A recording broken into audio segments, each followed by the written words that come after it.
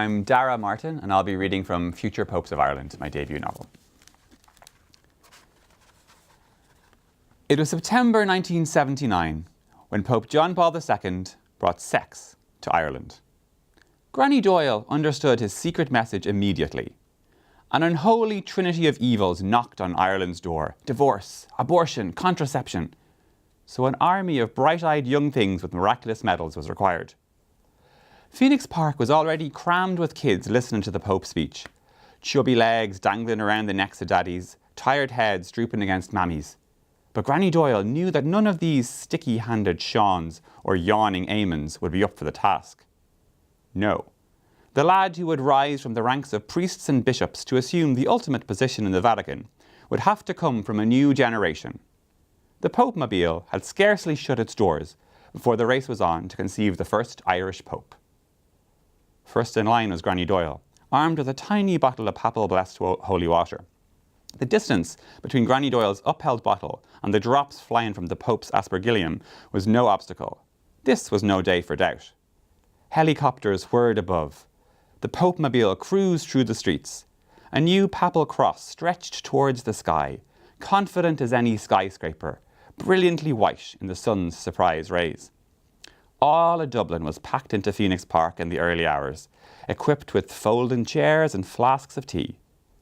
Joy fizzed through the air before the Pope even spoke. When he did, it was a wonder 500,000 people didn't levitate immediately from the pride. The Pope loved Ireland. The Pope loved the Irish loved the Pope. This was a day when a drop of precious holy water could catapult across 1,000,000 unworthy heads and plop into its destined receptacle. Granny Doyle replaced the pale blue lid of the bottle and turned to her daughter-in-law.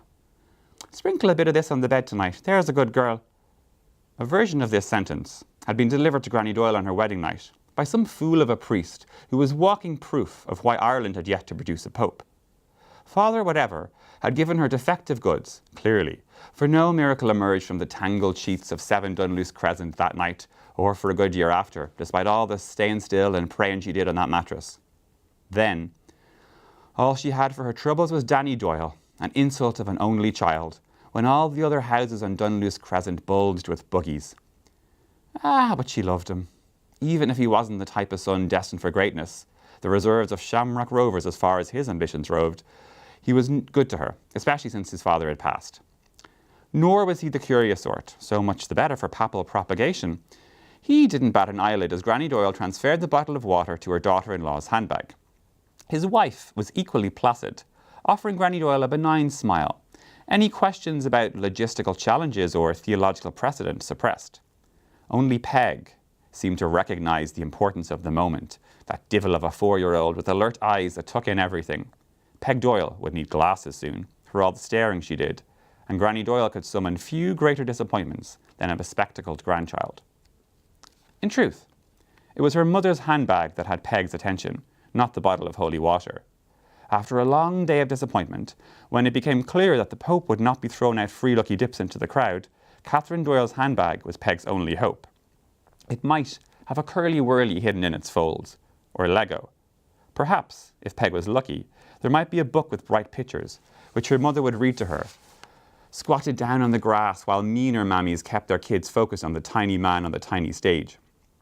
Peg knew it definitely wouldn't contain her copybook, which was the one true treasure she really desired.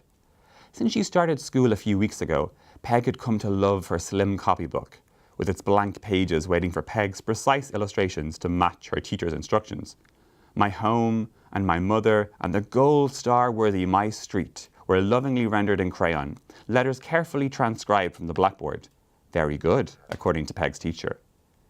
It would be weird to take homework on a day out, Peg's mother said, as if squishing into a field to squint at a man with a strange hat wasn't weird at all. Peg sighed. The holy water bottle disappeared into the handbag, one quick zip cruelly thwarting Peg's happiness. Her mother didn't notice her gaze, looking instead in the direction of the stage, like all the other grown-ups. That was the way of Peg's parents.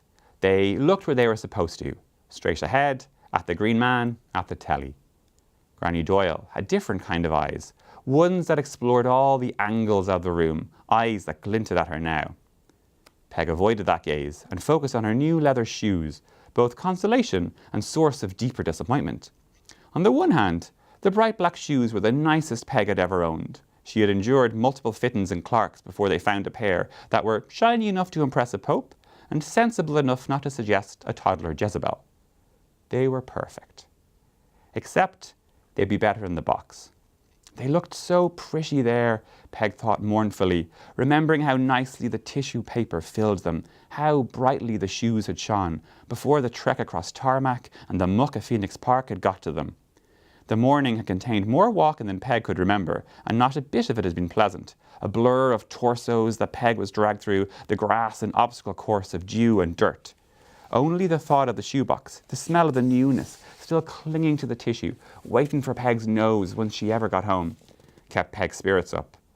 Soon she would be back in 4 Papal-Doyle Grove, in her room with its doll's house and shoebox and soft carpet.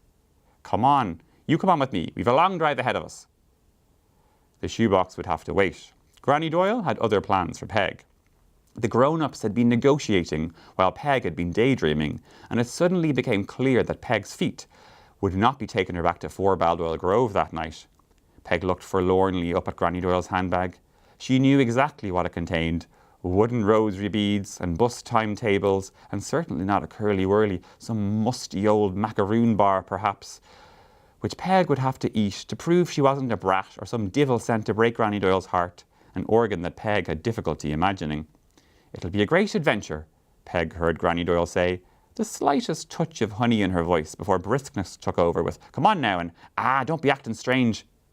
Acting strange was a popular pastime of Peg's, never mind that most of the grown-ups paraded in front of her deserved such treatment. Peg looked up at her parents.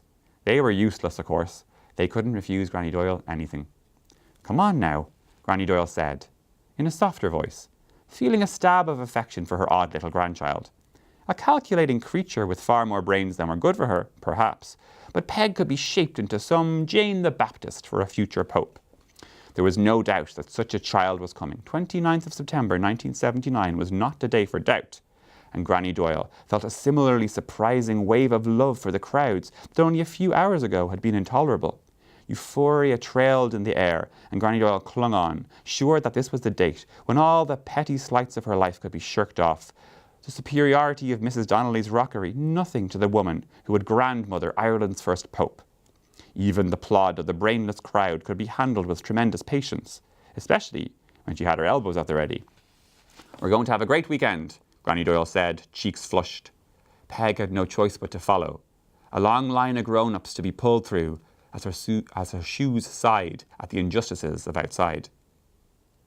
Later, when Peg scoured photos of the Pope's visit to Phoenix Park, she found it difficult to remember the crowds or the stage or even the man. She had a nagging uncertainty about whether she could remember this moment at all. Perhaps she had come to realize the significance of the event for her life and had furnished a memory shaped from fancy and photographs. Later, there would be the jolt that here was perhaps her first mistake. In her darker moments, Peg Doyle would wonder if everything might have uncoiled differently had she never taken her grandmother's hand. But Granny Doyle's grip was not one to be resisted, and Peg found herself pulled through the crowds before she could wish her parents goodbye. Something else that Peg would always wonder about. Did she remember her parents extending their arms at the same time before she was whisked off? A gesture hard to read, halfway between a wave and an attempted grab. Nothing that was strong enough to counteract the pull of Granny Doyle or the tug of the future.